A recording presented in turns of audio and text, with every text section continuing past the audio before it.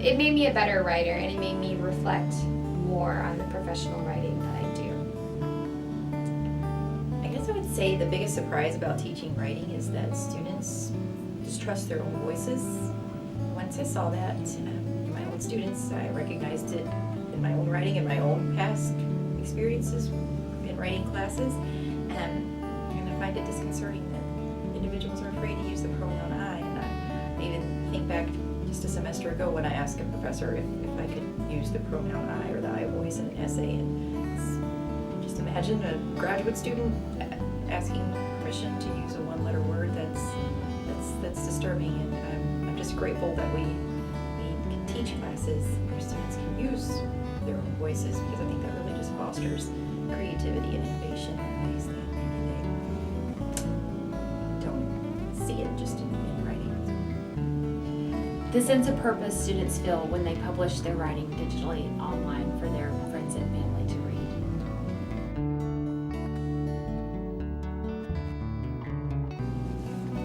I think that they should let their students surprise them. I think we all go into classrooms with this idea of who our students are, and that's not what we should do, but we also go in with the idea of what they're going to say, and that's almost never what they actually say. And I think that if you let your students surprise you, they really will in positive ways. I would say that it's all about flexibility when you're teaching. No class will be the same, so don't panic if a lesson plan that went swimmingly in one class completely busts in another one. And I also think it's okay to admit to your students whenever something doesn't go as planned. It's a learning experience for both you and the students. And I think if you lose like a positive attitude towards flexibility, then that's where you kind of not fail, where you don't succeed in teaching your students. And that's really the goal of every class. So. I would say that writing means something different for students than it does for us, and I think our familiarity with writing can make us ineffective when we're talking to students. And so I would recommend completely rethinking what writing means to you if you're going to then be able to effectively connect with your students. That would have to be Candace Spiegelman. After reading Personally Speaking, I realized that no matter how hard we attempt to be objective in our writing, we always bring a set of assumptions and beliefs to a topic. So why not be forthcoming about those beliefs? For me, that's easy question, easy answer, and it's Peter Elbow's vernacular eloquence, how speech and writing interconnect and help each other. And for me, it would be Jody Shipka's Toward a Composition Made Whole. This text completely blew my mind in a good way, and I think it's just a great piece to read. We're in such a moment of transition in the humanities.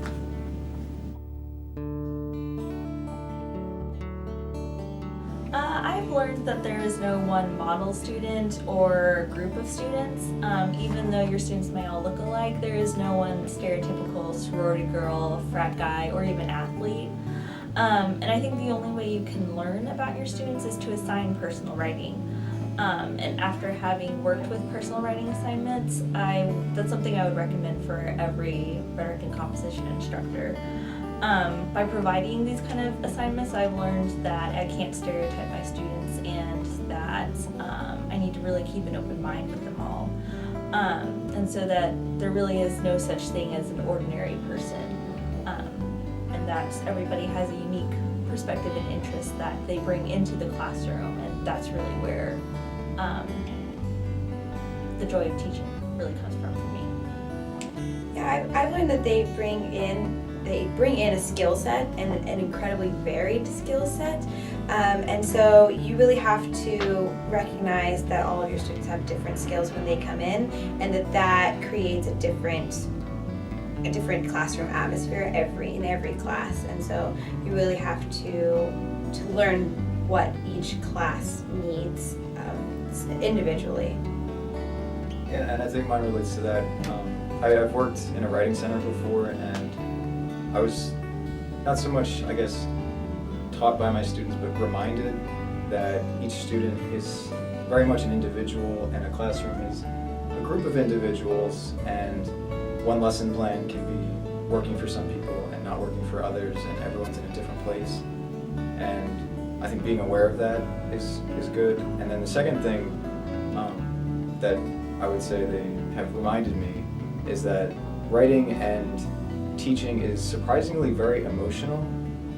And I think I was surprised by panicked emails and a student that was afraid that he had disappointed me by turning in an assignment late, and I know that I'm probably never going to have that experience again at TCU as I teach sophomores. But for the moment, it took me back, took me aback, and I don't know. A few weeks ago, I guess I had a kind of heart-to-heart moment with a student, and like on the verge of like I got choked up, and I did not see that coming at all.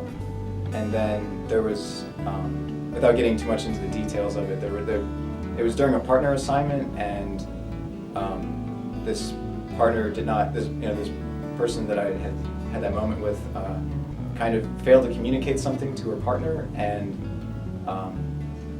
I was not like betrayal, but I was just like I was surprised by how emotional I was responding to it. Yeah, it's very up and down, and everyone's different, and it's just very messy business. And that's, I think, the biggest thing that they remind me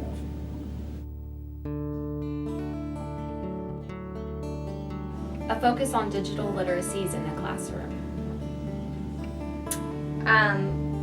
Where I hope we're going next with writing teachers is I hope we're moving towards mindfulness and looking more at that mind-body connection and not separating that out in writing, recognizing that it's there and that it's real, and people like Paula Matthew and Vicki Toller-Burton and are doing some really, really interesting things to reconnect the body and bring that into the conversation after the social turn in composition. We've become post-composition, and I hope that's a really neat, holistic way to bring students away from the struggles of standardized testing and that baggage they bring into our classroom, and help them have a more holistic, well-rounded experience and become better writers. And where I think we might be going next is maybe just having more interdisciplinary approaches in our classrooms as writing teachers. Currently, I know of people who are team teaching composition classes with speech professors, so I can see maybe computer science professors or other folks joining in in the writing classroom to provide maybe a more discipline-specific approach to the writing class. And who knows, maybe more discipline-specific writing classes will be integrated earlier on in students' college